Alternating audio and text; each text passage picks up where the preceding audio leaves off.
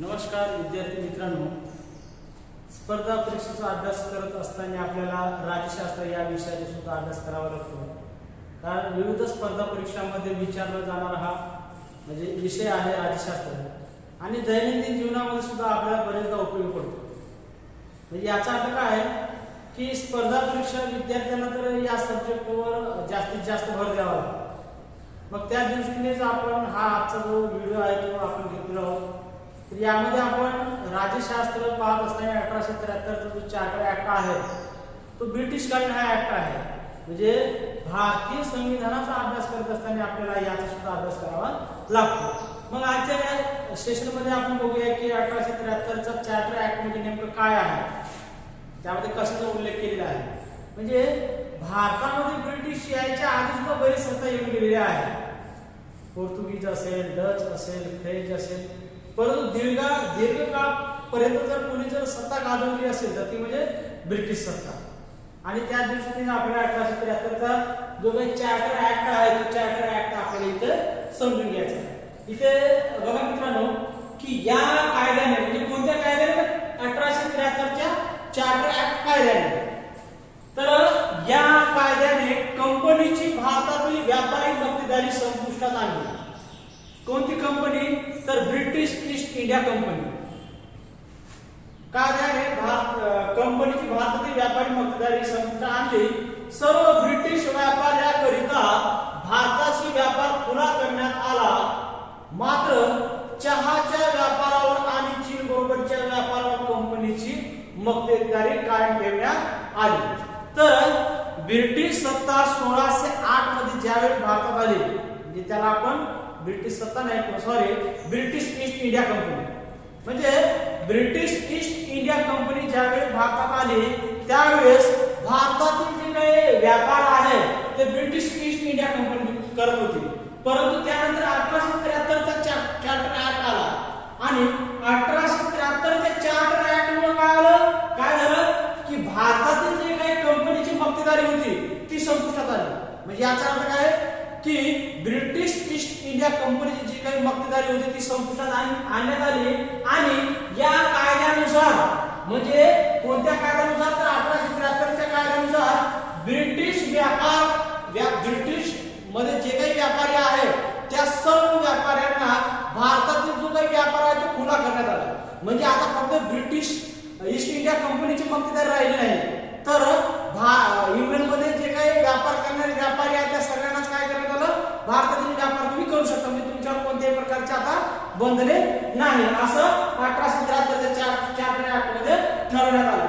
मात्र कंपनीची मक्तेदारी हे दोन वस्तूंच्या बाबतीत ठरवण्यात आली. म्हणजे जरी ब्रिटिश ईस्ट इंडिया कंपनीची भारतातील मक्तेदारी कमी करण्यात आलेली असेल, परंतु दोन घटकांच्या बाबतीत मात्र त्याची मक्तेदारी कमी करण्यात आली नाही.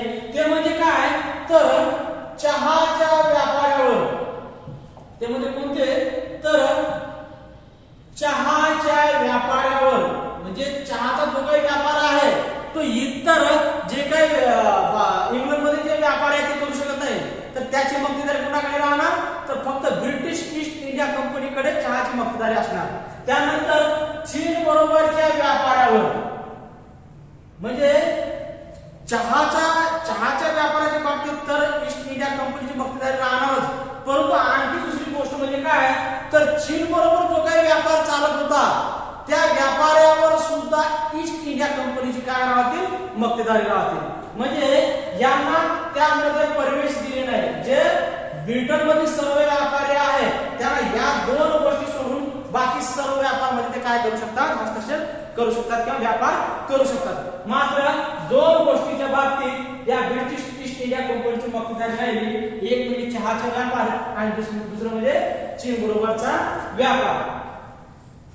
त्यानंतर पहिलं पॉइंट काय की चीनचा व्यापार आणि चहाचा व्यापार हे जे दोन घटक आहेत ते ब्रिटिश ईस्ट इंडिया कंपनीची मक्तेदारी देण्यात आली आणि बाकी सर्व काय, तर ब्रिटिश व्यापाऱ्याकरिता खुला करण्यात आला. परंतु त्याबरोबर कंपनीच्या आधिपत्याखाली भारतातील प्रदेशावर, म्हणजे ब्रिटिश ईस्ट इंडिया कंपनीच्या आधिपत्याखाली जे काही प्रदेश होतं त्या भारतातील प्रदेशावर ब्रिटिश राजवटींचे सार्वभौमत्व करण्यात आले. म्हणजे 1873च्या चार्टर ऍक्टच्या आधी 1873च्या चार्टरच्या ऍक्टच्या आधी काय परिस्थिती होती की भारतातील जे काही प्रदेश आहेत त्याच्यावर ब्रिटिश ईस्ट इंडिया कंपनीची मक्तेदारी होती. परंतु आता 1873च्या चार्टर ऍक्ट नुसार ब्रिटिश ईस्ट इंडिया कंपनीची मक्तेदारी राहणार नाही, तर कुणाची राहणार, तर ब्रिटिश राजवटीचे काय करण्यात आले, त्याच्यावर सार्वभौमत्व निश्चित करण्यात आले. म्हणजे भारतातील भूप्रदेशावर कुणाचे सार्वभौमत्व असणार, तर इंग्लंडच्या राजाचे किंवा राणीचे. म्हणजे हे दुसरं महत्त्वाचं पॉईंट आहे त्यामध्ये. त्यानंतर तिसरं काय की ख्रिश्चन मिशनऱ्यांना लोकांचे प्रबोधन करण्याच्या हेतूने भारतात येण्याची परवानगी देण्यात आली. म्हणजे जे काही ख्रिश्चन मध्ये जे काही इंग्लंडमध्ये जे काही ख्रिश्चन होते, जे धर्मप्रसारक होते, त्यांना भारतात येऊन म्हणजे भारतीय राजकोषातून ख्रिश्चन धर्म प्रसार करण्यात त्यांना काय देण्यात आलं, त्यांना परवानगी देण्यात आली. म्हणजे ते आता काय करू शकतात की भारतात येऊन ख्रिश्चन धर्माचा काय करू शकतात, प्रसार करू शकतात. म्हणजे त्यांना परवानगी देण्यात आली. तुम्ही काय करू शकता, लोकांचे प्रबोधन करू शकता.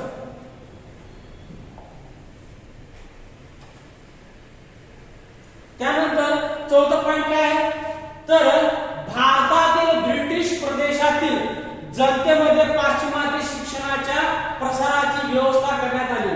म्हणजे भारतातील ब्रिटिश प्रदेशातील म्हणजे भारतामध्ये जे काही ब्रिटिश प्रदेश आहे त्यामध्ये जे काही नागरिक आहेत त्या नागरिकांना म्हणजे पाश्चिमात्य शिक्षण म्हणजे कोणतं, जे ब्रिटिश शिक्षण आहे